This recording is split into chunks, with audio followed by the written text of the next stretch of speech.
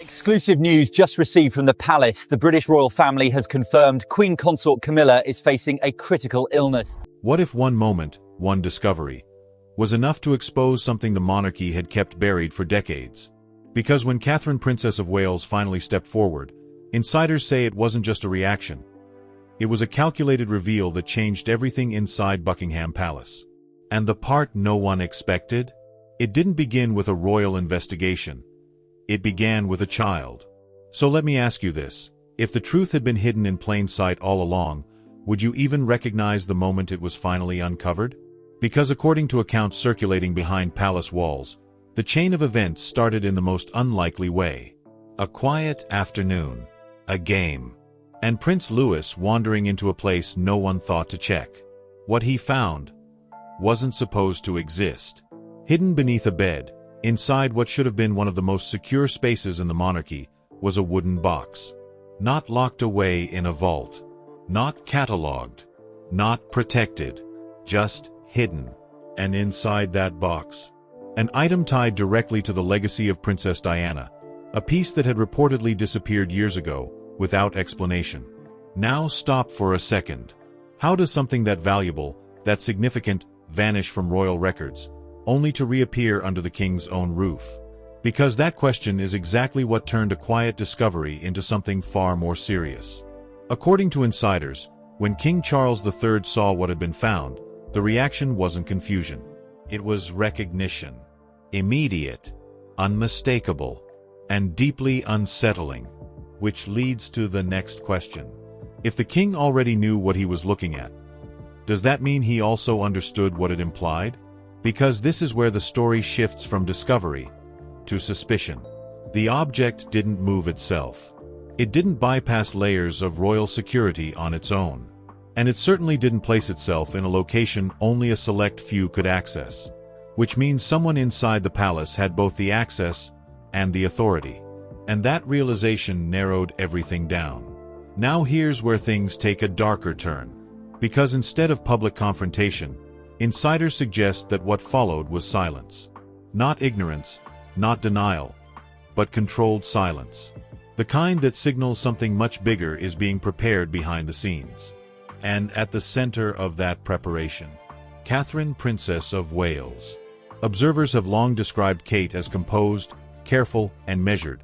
But in this situation, sources say something changed.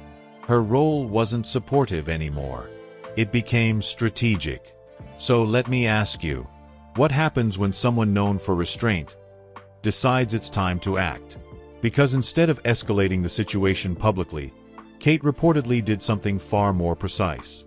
She focused on verification, quietly monitoring movements, watching patterns, waiting for a mistake. And that mistake came sooner than expected. Because according to the account, a desperate move was made to eliminate the evidence entirely. A plan to retrieve what had been discovered and make sure it disappeared for good. Now think about that. If someone is willing to take that kind of risk, what does that tell you about what they're trying to hide? Because this wasn't just about a missing item anymore. It was about exposure. And exposure creates pressure. And pressure leads to errors. Which is exactly what Kate was waiting for.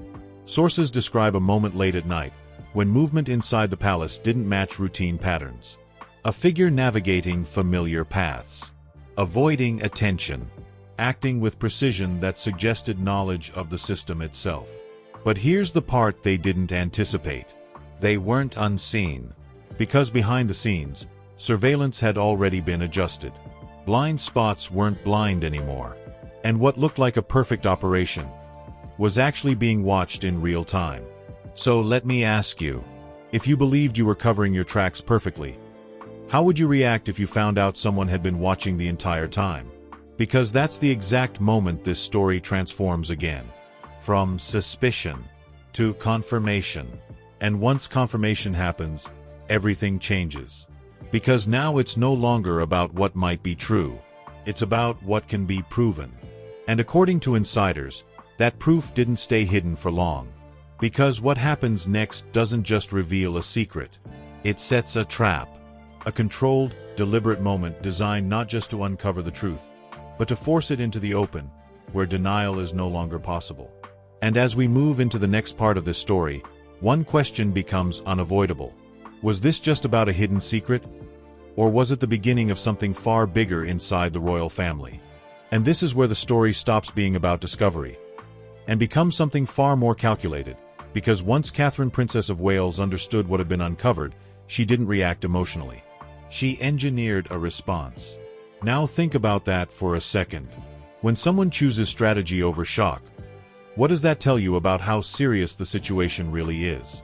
Because according to the account you provided, the discovery of that hidden box, and what was inside it, wasn't treated as a scandal to expose immediately. It was treated as a threat that needed to be understood, tracked, and ultimately, proven beyond denial. And that's where everything begins to tighten. Instead of confrontation, Kate reportedly chose observation. Quietly, patiently, watching not just what had been found, but who might react to it. Because here's the key question she was asking. If someone hid something this significant once, wouldn't they try to erase it the moment they sensed risk? And that's exactly the pressure point she waited for. Days passed. On the surface, everything inside Buckingham Palace appeared unchanged. No alarms, no accusations, no visible tension. But underneath, every movement mattered. Every silence meant something. And then, it happened. A decision was made, not publicly, not officially, but urgently. According to insiders, a plan was set into motion to retrieve the wooden box and destroy it completely. No evidence, no trace, no way to connect anything back. Now pause here. If someone is willing to risk everything just to erase one piece of evidence, what does that say about what that evidence could expose? Because this wasn't a mistake being corrected.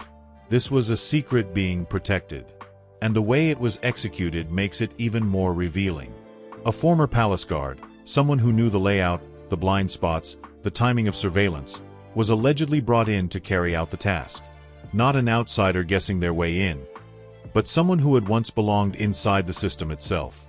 So ask yourself this. Who would trust an operation this sensitive to someone unless they were absolutely desperate? Because desperation leads to risk, and risk leads to mistakes. According to the account, the operation unfolded late at night. Darkness covering movement. Precision guiding every step.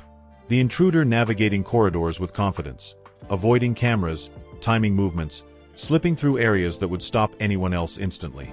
To them, it was a perfect plan. But here's what they didn't know. They weren't alone. Because while they believed they were bypassing the system had already adapted to them. Kate had reportedly authorized a secondary layer of monitoring, one that covered exactly the blind spots the intruder relied on. Quiet, invisible, but fully active. Now think about that moment. If you believed you had found the one gap in security, only to realize it had been sealed specifically for you, what does that do to your plan? Because this wasn't coincidence. This was anticipation. And that's what turns this entire situation from reactive to controlled. As the intruder approached the final point, the location of the hidden box, everything aligned. Timing perfect.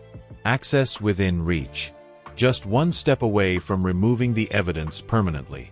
And then, it collapsed. In an instant, the operation was shut down. Overpowered. Stopped before it could even begin. No escape. No second attempt. Just immediate control. Now here's the part that changes everything again. Because stopping the intruder wasn't the goal. Using them was. So let me ask you, what's more powerful? Catching someone in the act, or letting them unknowingly lead you to the person behind it? Because that's exactly the strategy that unfolded next. Instead of escalating the situation publicly, instead of handing it off immediately, the decision was made to go one step further, to turn the failed operation into a direct line back to its source. And that required precision, control, timing. Because whoever initiated this plan believed the evidence would be gone by morning. And that belief became the trap. According to the account, a message was sent. Simple, final, convincing enough to remove all suspicion. The box. Gone. Destroyed. Nothing left. And just like that, the person behind everything believed they were safe. Now stop and think. If you believed the only evidence against you had just been erased, how confident would you feel walking into the next moment? Because that confidence, that false sense of security, is exactly what this entire strategy was designed to create. And this is where the story transitions again, from silent investigation to controlled exposure. Because what happens next isn't about suspicion anymore. It's about confrontation. A moment where everything that was hidden is no longer hidden. A moment where every move, every decision, every attempt to erase the truth comes back all at once. And the most important question now becomes, when that moment arrives, who will still be standing? And who will have nowhere left to hide? And this is where everything becomes impossible to contain, because once the trap is set and the illusion of safety takes hold, the next moment does not arrive as chaos, it arrives as precision. Because after that message was sent confirming the destruction of the evidence, the entire situation shifted into a carefully controlled phase, one that had nothing to do with reaction and everything to do with timing. According to the account, Catherine, Princess of Wales, did not rush to expose anything publicly, and that decision alone tells you how deliberate this entire strategy had become. Now think about this carefully. If you knew the truth, and you had proof strong enough to end any denial, would you reveal it immediately, or would you wait for the exact moment when the other person has no defense left? Because that choice defines everything that follows. Inside Buckingham Palace, the atmosphere reportedly became unusually controlled, almost staged, but not in a way that would alert anyone walking through the corridors.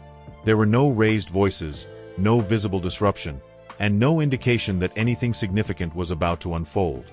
Yet behind that calm surface, positions were being set, movements were being restricted, and a very specific moment was being prepared. This was not an investigation anymore. This was an execution of truth. So let me ask you something.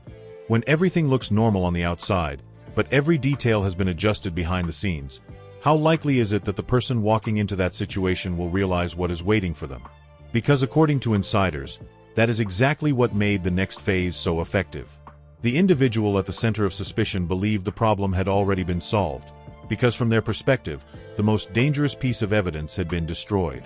The message they received confirmed it, the risk appeared to be gone, and the pressure that had been building quietly inside the palace seemed to dissolve. But here is the detail that changes everything. That sense of relief was not accidental. It was engineered. And when confidence replaces caution, mistakes become unavoidable. Now pause for a moment and consider this. If you were absolutely certain that the evidence against you no longer existed, would you enter the next situation carefully, or would you walk in with complete confidence? Because confidence, in a moment like this, becomes the final step into exposure. According to the account, preparations continued quietly throughout the day, with specific attention given to one location inside the palace, a space that would soon become the center of everything that had been building behind the scenes. There were no public announcements, no visible changes that could raise suspicion, and no disruption to routine activities that might signal something unusual. Everything remained controlled. Everything remained silent. And that silence was the most important part of the strategy. Because silence removes warning. And without warning, there is no defense. Now let me ask you this. What happens when someone walks into a situation believing they are in control, only to realize that every element around them has already been arranged against them? Because that realization does not happen gradually. It happens all at once. And according to the account, that is exactly what unfolded. As the evening approached, the final stage was set, and the environment was adjusted in a way that created a sense of normalcy on the surface, while concealing the reality of what was about to happen. The lighting, the arrangement of the room, and even the absence of unnecessary movement all contributed to a setting that felt controlled, almost neutral, but far from ordinary. This was not a meeting. This was a reveal. And the timing of that reveal was everything. Because by this point, King Charles III was no longer searching for answers, he already had them. The evidence had been secured, the sequence of events had been understood, and the final step was not about discovery, it was about confrontation in a form that could not be denied. Now think about that carefully. When the truth is already known, and the only remaining step is to present it, Does the situation still depend on what someone says, or does it depend entirely on what has already been proven? Because that distinction is critical. At this stage, words lose their power. Only evidence remains. And this is where the emotional pressure becomes impossible to ignore, because even before the confrontation happens, the structure around it creates a level of intensity that cannot be avoided. The positioning of individuals, the absence of distractions, and the presence of undeniable proof all contribute to a moment where the outcome is already decided before a single word is spoken. So let me ask you this. What is more difficult to face, an accusation that can be argued against, or a situation where the truth is already laid out and cannot be changed? Because one allows defense, the other removes it entirely. And according to the account, that is exactly the position that was created. Not through aggression, not through chaos, but through control. Because control ensures that the moment unfolds exactly as intended, without deviation, without interruption, and without the possibility of escape.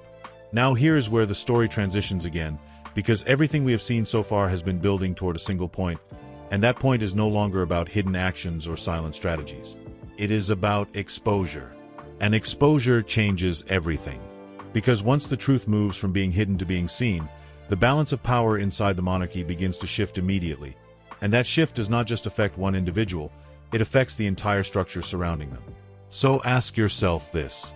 If a single moment can reveal something that has been hidden for years, what else inside the system could be vulnerable to the same kind of exposure? Because that question does not stay confined to one event. It spreads. And as we move into the next part of this story, the focus shifts from how the trap was set to what happens when it finally closes. Because the next moment is not about preparation anymore. It is about consequence. And once consequence begins, there is no way to reverse what has already been revealed. And this is where everything finally comes into the open, because once a moment like this is prepared with such precision, it does not unfold as chaos, it unfolds as controlled exposure that leaves no space for denial. Because when Queen Camilla stepped into that room, she was not walking into a conversation. She was walking into a situation that had already been decided long before she arrived. According to the account, the setting itself had been carefully arranged to remove any illusion of normalcy the moment she truly looked at it. Now think about this carefully. If you entered a room expecting routine, but every detail around you had been quietly altered to reveal something you believed was hidden, how long would it take before you realized what was actually happening? Because realization, in a moment like this, does not arrive gradually. It hits instantly. The lighting was described as unusually harsh, removing shadows, removing comfort, and exposing everything in full clarity. The absence of staff created a silence that felt deliberate rather than accidental, and the positioning of King Charles III and Catherine Princess of Wales at opposite ends of the space created something that did not feel like a gathering, but something far more structured. And then there was the center of the room. Because at the center of everything sat the one object that should not have existed anymore. The wooden box. Not hidden, not removed, but placed openly, with its contents visible, as if the entire situation had been waiting for this exact moment. Now pause here and ask yourself something important. What happens inside a person's mind when the one piece of evidence they believed had been erased suddenly appears directly in front of them? Because that is not confusion. That is collapse. According to the account, the moment Camilla saw the box and what it contained, every assumption she had relied on began to break apart instantly. The message she had trusted, the plan she believed had worked, and the sense of control she thought she had regained all disappeared in a single moment. But here is where the situation becomes even more intense. Because the box was not the only thing placed there.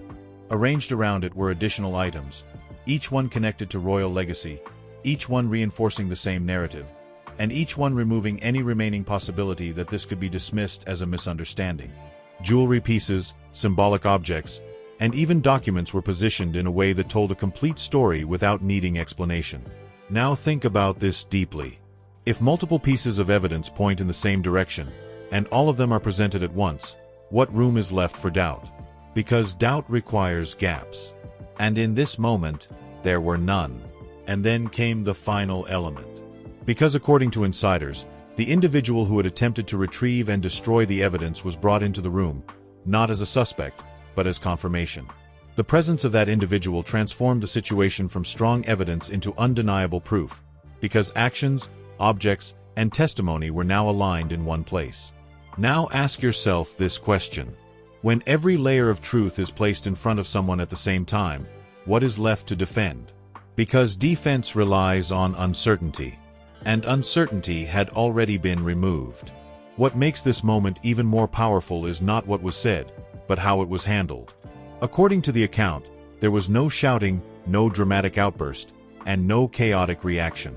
Instead, everything remained controlled, measured, and deliberate, which made the situation feel even more final. Because when emotion is removed, only consequence remains. And consequence, in a structure like the monarchy, is not always loud. It is decisive. Now consider this carefully. What is more impactful, a loud confrontation that can be dismissed as emotional, or a silent action that cannot be reversed once it begins? Because the second carries far more weight. According to the account, what followed was not a discussion, but a sequence of actions that gradually removed control, influence, and authority from the person at the center of the situation.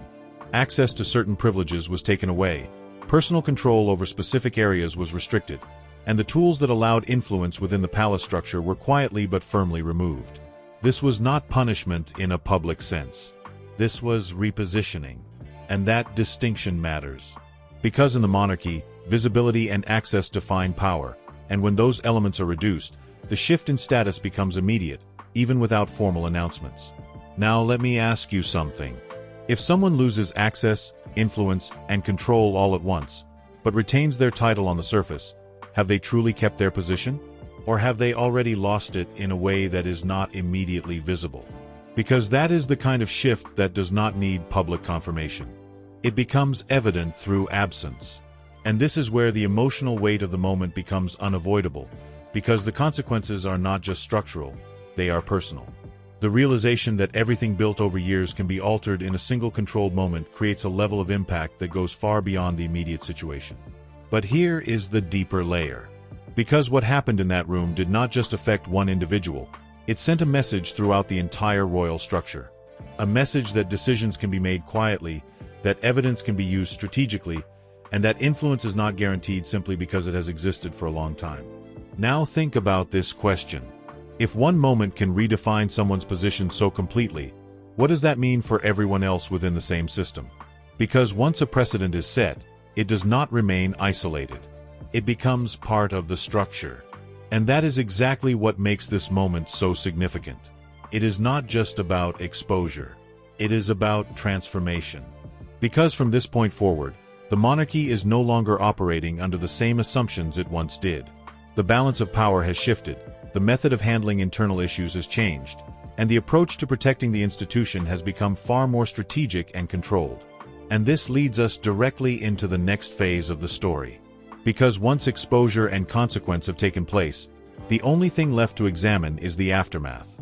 Not just what happened in that room, but what happens after it. Because the aftermath determines whether this was an isolated event, or the beginning of something much bigger. And now we arrive at the part most people never see, because after a moment like that unfolds, the real story does not end with exposure, it begins with what happens next, in the silence that follows. Because once everything was revealed inside that room, once the evidence had been placed, once the confrontation had already removed any possibility of denial, the monarchy did not react publicly, it recalibrated internally. And that distinction changes everything, because what appears calm on the outside often hides the most significant shifts underneath. Now think about this carefully. When a system as old and structured as the monarchy experiences a moment of internal rupture, does it collapse, or does it adapt in a way that protects itself from further damage? Because according to the account, what followed was not chaos, it was containment. Inside Buckingham Palace, the atmosphere reportedly changed in a way that was difficult to describe but impossible to ignore. Movements became more deliberate, interactions became more measured, and the invisible lines of influence began to shift in ways that did not need to be announced to be understood. And at the center of that shift stood Catherine, Princess of Wales. Because what she had done was not just uncover something hidden, she had demonstrated a new way of handling internal threats, one that relied on patience, precision, and complete control over timing. That approach did not just resolve a situation, it established a precedent. Now pause here and ask yourself something important. If one person proves they can manage a crisis with that level of control, what does that signal to everyone else within the system? Because it signals authority, not the kind that is declared, the kind that is recognized. And that recognition begins to reshape everything. At the same time, King Charles III was left facing something far more complex than a single incident, because the consequences of what had been revealed were not just institutional, they were deeply personal. According to the account, his response was not driven by public image, but by a need to protect the legacy tied to the monarchy itself. Now think about that. What does it mean for a leader when the threat does not come from outside forces, but from within their own circle? Because that changes the nature of every decision that follows. And this is where the story moves beyond individuals and into structure. Because after a moment like this, the monarchy does not simply return to normal. It adjusts its internal framework to prevent similar situations from happening again. Access is reviewed. Control points are reassessed. Trust is no longer assumed, it is evaluated. So let me ask you this. If trust inside a system is broken once, can it ever truly return to what it was before? Or does it permanently change how every future decision is made? Because according to insiders, the ripple effects of this moment began to extend far beyond the immediate situation. Relationships inside the palace became more strategic, interactions more calculated, and the overall structure more focused on accountability than ever before. And that leads to another important question. If the monarchy becomes more controlled, more structured, and less dependent on tradition alone, does it become stronger, or does it lose something essential in the process? Because strength and rigidity are not always the same thing.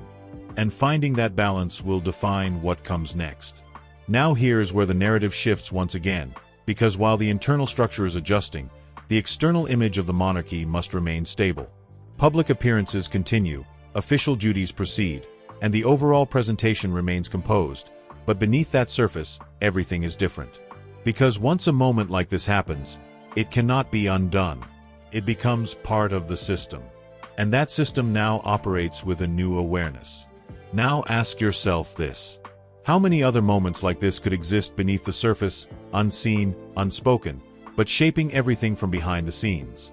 Because that possibility is what makes this story larger than a single event. It turns it into a pattern. And patterns are what define institutions over time. As we look forward, one thing becomes increasingly clear. The future of the monarchy is no longer just about tradition, ceremony, or legacy. It is about control, strategy, and the ability to adapt to challenges that do not always come from where they are expected. And in that future, figures like Prince William and Catherine are not just participants, they are architects of what the next phase will look like. So let me ask you one final question. Do you think this moment represents a necessary evolution of the monarchy, or does it signal a deeper instability that has not fully surfaced yet?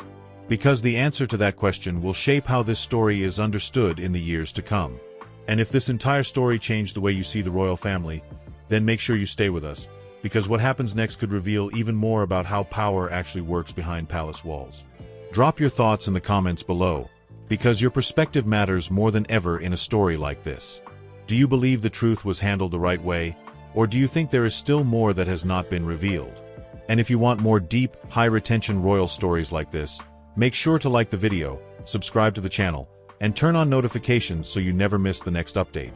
Because in stories like this, the surface is never the full picture, and the next reveal might be closer than anyone expects.